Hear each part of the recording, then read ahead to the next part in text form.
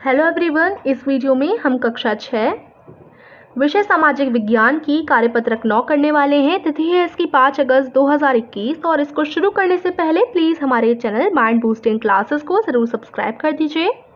Worksheet का उपविषय है लोग कहाँ रहते थे। चलिए स्टार्ट करते हैं।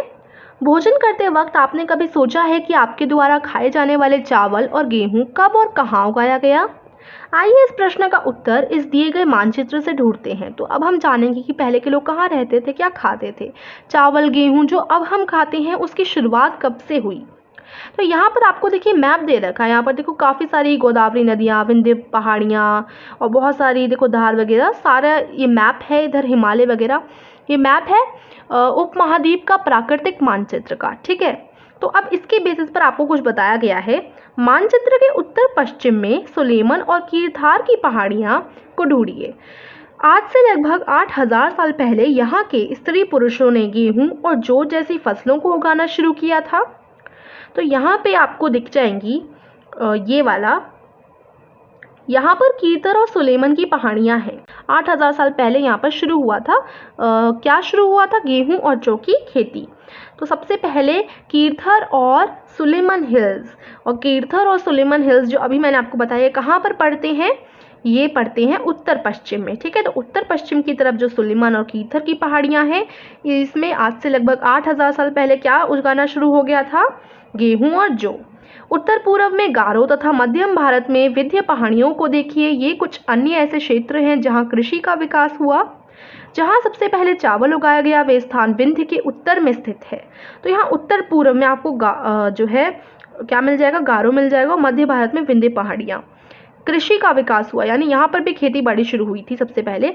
तो बीच में अगर आप देखें तो ये हैं विंध्य की पहाड़ियाँ, और इस तरफ अगर आप देखें तो यहाँ पर गारो की पहाड़ियाँ भी दी गई हैं। तो ये वाला जो विंध्य पहाड़ियाँ हैं ये मध्य प्रदेश में पड़ती हैं, और ये गारो इस तरफ पड़ती हैं। तो जो गारो की पहाड़ियाँ हैं और जो विंध्य की पहाड़ियाँ मैंने आपको बताई हैं, इधर भी कृषि की शुरुआत हुई थी, मतलब यहाँ पर भी खेती बाड़ी की शुरुआत हुई थी सबसे पहले। और विंध्य की पहाड़ियों के उत्तर की तरफ, यानी इस तरफ क्या हुआ था? सबसे पहले लोगों ने चावल उगाना शुरू किया था। क्या उगाना शुरू किया था? चावल। ठीक है, सबसे पहले चावल उगाया गया था। ये स्थान विंध्य के उत्तर में स्थित है, जो अभी मैंने आपको बताया।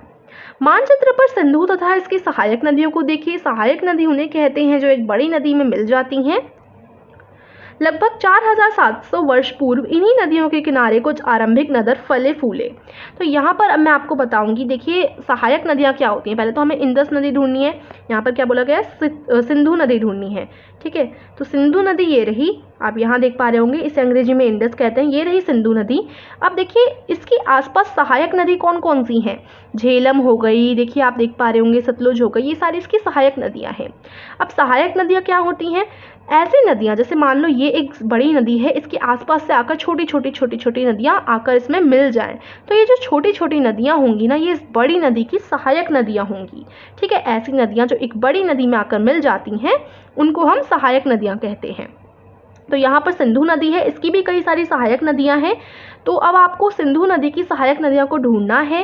जैसे यहाँ पर बता ही रखा है, देखिए सतलुज वगैरह, झेलम, ताप्ती। ठीक है, ये सारी इसकी सहायक नदियाँ हैं। अब यहाँ पर क्या हुआ था?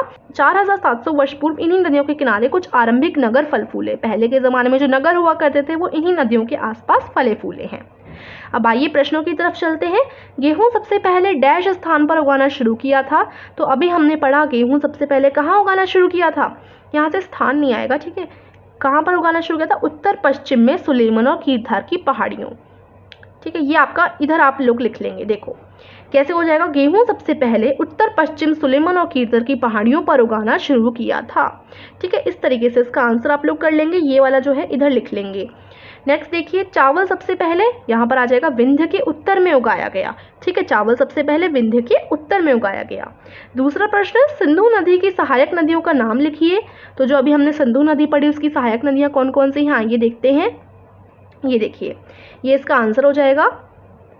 ठीक है, आंसर सिंधु नदी की प्रमुख सहायक नदियाँ काबुल, झेलम, चिनाब, रावी, ब्यास तथा सतलुज है। तो इसका आंसर है कौन कौन सी है सिंधु नदी की प्रमुख सहायक नदी? काबुल, झेलम, चिनाब, रावी, ब्यास तथा सतलुज। ये आप आंसर में लिख लेंगे।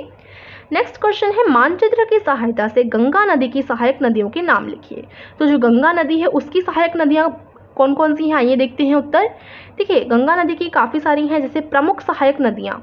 देखिए गंगा की प्रमुख सहायक नदियाँ यमुना, घाघरा, बागमती, रामगंगा, कर्णाली जिसे हम सूर्यो कहते हैं, ताप्ती, गंडक, कोसी और काक्षी हैं। ठीक है, तो ये सारी गंगा की प्रमुख सहायक नदियाँ हैं। ये आपका आंसर नंबर कौन सा हो जाएगा? Answer number 3। ठीक है, ये आपका आंसर नंबर 3 है, ये आंसर नंबर 2 है। ठीक है बच्चों, तो वर्कशीट हमारी फिनिश होती है। कैसी लगी ज़रूर बताइए। अच्छी लगी तो वीडियो को लाइक और ज़रूर चैनल को सब्सक्राइब कीजिए। और देखिए टैलेंट कंपटीशन स्टार्ट हो चुका है हमारे नए चैनल माइंड बूस्टिंग कंपटीशन पे, इसमें ज़रूर हिस्सा लीजिएगा। आपको इसमें अपने छोटे से टैलेंट की वीडियो भेजनी है, छोटी वीडियो होनी चाहिए, और कहाँ भेजनी है उस सब की जानकारी मैं डिस्क्रिप्शन में आपको दे दूँगी। Thank you.